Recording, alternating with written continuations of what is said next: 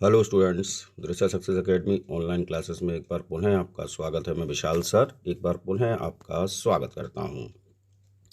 आज मैं आपके लिए एक बहुत ही इंटरेस्टिंग, बहुत ही मज़ेदार कहानी लेकर आया हूं, स्टोरी लेकर आया हूं, शॉर्ट स्टोरी, जिसका नाम है the barbers trade union. The barbers trade union, और जिसके राइटर हैं मुल्कराज आनंद जी। आप में से कई लोगों ने इस कहानी को पढ़ा होगा, जिन्होंने नहीं पढ़ा है मेरी वीडियो को अंत तक अवश्य देखें, और आप वीडियो को देखेंगे तो ये कहानी आपको बड़ी आसानी के साथ याद हो जाएगी।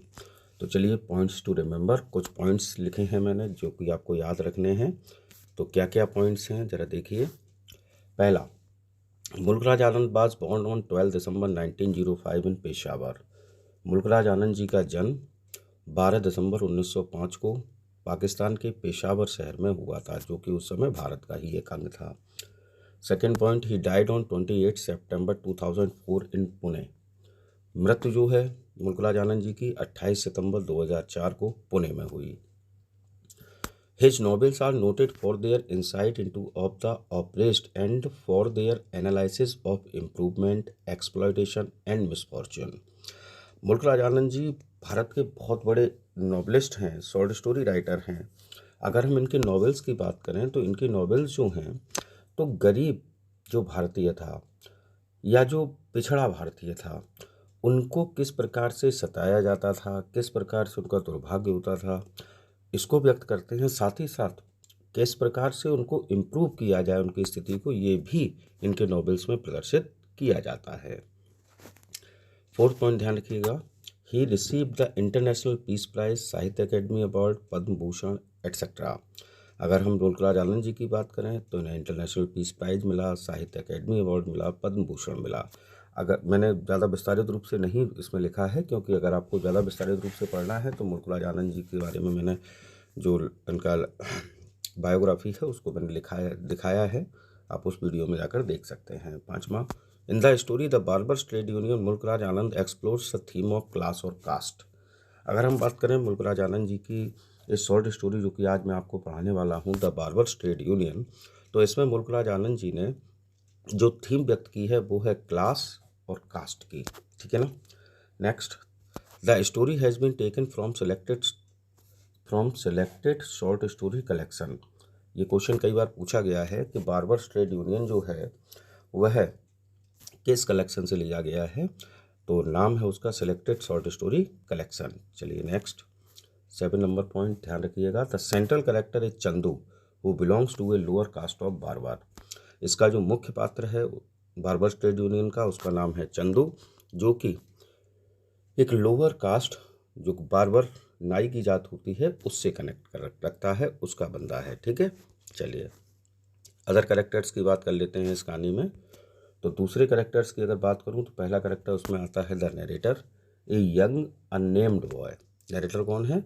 एक युवा अननेम्ड बॉय, यानी कि जिसका कहीं पूरी कहानी में नाम नहीं आया है। दूसरा है डॉक्टर कल्लन खान, जो कि एक डेंटिस्ट दिखाए गए हैं, डॉक्टर दिखाए गए हैं। तीसरा है द लैंडलॉर्ड, जिसका नाम दिखाया गया है विजय चंद। ठीक, विजय चंद कौन है? लैंडलॉर्ड है। उसके बाद ब्लेस साहूकार, गांव का साहूकार है, जिसका नाम है थानूराम। एक कैरेक्टर देवी भी आया है इसमें, जो कि विजय चंद्र यानी कि लैंडलॉर्ड का पुत्र है। कुछ और कैरेक्टर हैं, पंडित प्रेमानंद हैं, नरेटर की माँ हैं और चंदू की माँ हैं। ठीक है साहब, कौन कौन है? पंडित प्रेमानंद, नरेटर्स मदर और चंदूस मदर। तो ये कुछ प्रमुख पात्र हैं इस कहानी के। तो चलिए हम लोग आरंभ करते हैं कथा, यानी शॉर्ट स्टोरी का स्टार्ट करते हैं। अब तो इसमें देखिए, इसका बारे में मैं आपको बाद में बताऊंगा। जो यहाँ लिखा हुआ है, कहानी का मुख्य किरदार जो है, जो आपका मेन कैरेक्टर है, उसका नाम है चंदू, जो कि एक नाई है। ये ऐसा लड़का दिखाया गया है जो कि बहुत अधिक हार्ड वर्किंग है, परिश्रमी है। वह सुबह उठकर गांव के जो मुख्य लोग होते हैं, नोटेबल्स हैं, जैसे कि लैंडलॉर्ड है, जैसे कि प्रीस्ट है, उनके यहाँ लोगों के पास हजामत बनाने, मतलब शेविंग करने के लिए जाता है, उनके हेयर ड्रेसिंग करने के लिए जाता है।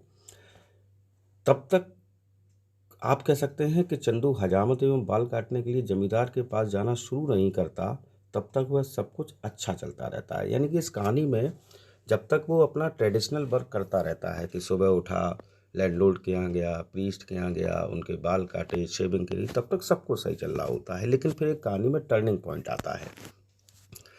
टर्निंग पॉइंट ये है कि चूंकि वह एक यंग इंडिया का बॉय है चंदू, तो उसको कल्लन खान जो हैं उनकी ड्रेस बहुत पसंद है। कल्लन खान की ड्रेस क्या है, एक सफ़ेद पगड़ी वो पहनते हैं, सफ़ेद कोट पहनते हैं और हाथ में एक चमड़े का बैग रखते हैं। चंदू को वह ड्रेस जो है वो इतनी अट्रैक्टिव लगती है कि वो भी डॉक्टर की तरह ड्रेस पहनना चाहता है। तो एक दिन वो क्या करता है, पैसे बचाता है और एक रैक सेलर यानी कि पुराने कपड़ों की दुकान पर जाकर बिल्कुल वैसे ही कपड़े खरीद लेता है और डॉक्टर जैसे वेश रखकर उन्हीं कपड़ों को पहनकर तैयार होता है। सबसे पहले वो नरेटर के पास जाता है, तो नरेटर उसकी प्रशंसा करता है कि तुम बहुत अच्छे लग रहे हो। उसके बाद नरेटर से की प्रशंसा पाकर वह दौड़कर अपने काम पर जाता है, जैसे कि लैंडलॉर्ड के यहाँ उनकी शेविंग करने, उनकी बाल बनाने। तो जैसे ही वह जमींदार के घर पहुंचता है, जमींदार उसको फटकार लगाता है, क्योंकि जमींदार बहुत ही कट्टर हिंदू है।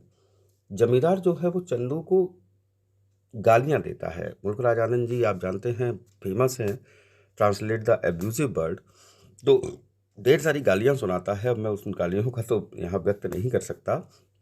ठीक, उसके बाद कोई बात नहीं, चंदू बेचारा बाहर निकलता है। तो बाहर जब निकलता है तो अन्य जो लोग होते हैं, जैसे कि साहूकार है, पंडित प्रेमानंद हैं, वो भी उनको गालियां देते हैं, चंदू को गालियां सुनाते हैं और उसे ये मानने पर मजबूर किया जाता है कि उच्च जाति के लोगों की सेवा करना ही उसका मुख्य धर्म है, क्योंकि वह निम्न जाति का है। उसका भाग्य इसी में है भैया। ठीक, तो साहूकार भी उसको गालियां सुनाता है, जैसा कि मैंने कहा, पंडित भी उसको गालियां, पंडित प्रेमानंद भी उसको गालियां सुनाता है।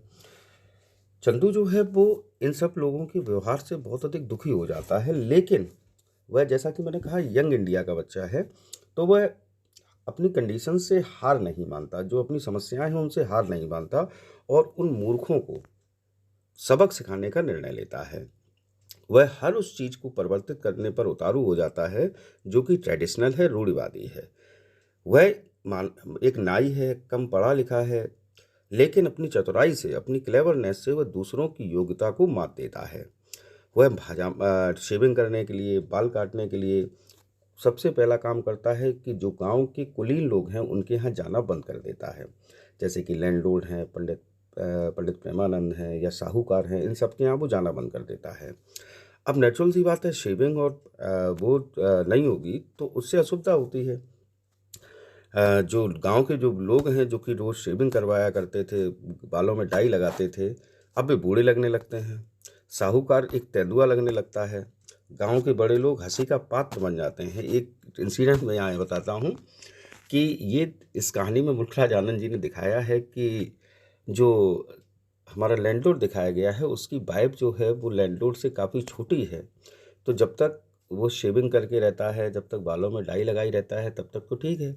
तो गांव में फिर एक ये चर्चा हो जाती है कि जब शेविंग नहीं हो पाती तो सब दाढ़ी सफ़ेद सफ़ेद दिखाई देने लगती है, बाल सफ़ेद दिखाई देने लगते हैं कि लैंडलॉर्ड की वाइफ जो है वो लैंडलॉर्ड को छोड़कर चली गई है क्योंकि लैंडलॉर्ड बूढ़ा है। तो इस प्रकार की जो र्यूमर्स हैं वो गांव में फैल जाती हैं।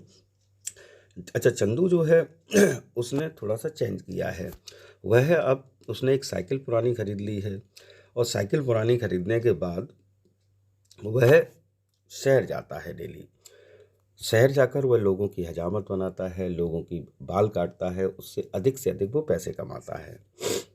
फिर वो क्या करता है, सभी नाइयों को बुलाता है, एक बार बार्बर्स को, इनकी एक मीटिंग बुलाता है और जो गांव के आसपास के सभी हैं, और उनसे कहता है कि अब हम लोग एक काम करें कि हम लोग किसी के पास उनकी शेविंग करने या उनके बाल काटने के लिए नहीं जाएंगे। वे सब मिलकर एक सैलून खोलते हैं और उस सैलून का नाम रखते हैं, जो मैंने आपके लिए यहाँ लिखा हुआ है, Rajkot district barber brothers hair dressing and shaving saloon. ध्यान से नाम सुन लीजिए, Rajkot district barber brothers hair dressing and shaving saloon. इसका वो लोग खोलते हैं और आप ये कह सकते हैं कि एक नए युग का आरंभ करते हैं कि जिसको शेविंग करवानी है, जिसको बाल कटवाने हैं, वो हमारी दुकान पर आइए, हम किसी के यहाँ नहीं जाएंगे। ठीक, तो वो इस प्रकार से गांव के जो ट्रेडिशनल लोग थे, जो ऑर्थोडॉक्स लोग थे, उनको सबक सिखाता है। उसकी जो सक्सेस है वह जस्टिस और इक्वलिटी की विजय है। चंदू को एक दबा कुचला व्यक्ति दिखाया गया कहानी के आरंभ में, जो कि प्रथा के विरुद्ध जो है वो संघर्ष करता है, और अंत में परिस्थितियां जो हैं वो उसके पक्ष में आ जाती हैं। तो ये आपकी स्टोरी है द बार्बर्स ट्रेड यूनियन। बड़ी अच्छी तरह से लिखा है मुल्कराज आनंद जी ने। मैंने भी अपनी तरफ से पूर्ण रूप से प्रयास किया है कि कम समय में आपको पूरी कहानी समझा सकूं। आई होप आपको मेरा वीडियो पसंद आया होगा। यदि आपको मेरा वीडियो पसंद आया हो तो प्लीज़ लाइक, कमेंट और शेयर अवश्य करें। और यदि अब तक आपने मेरा चैनल सब्सक्राइब नहीं किया है तो please subscribe my channel. Thanks for watching. जय हिंद, जय भारत।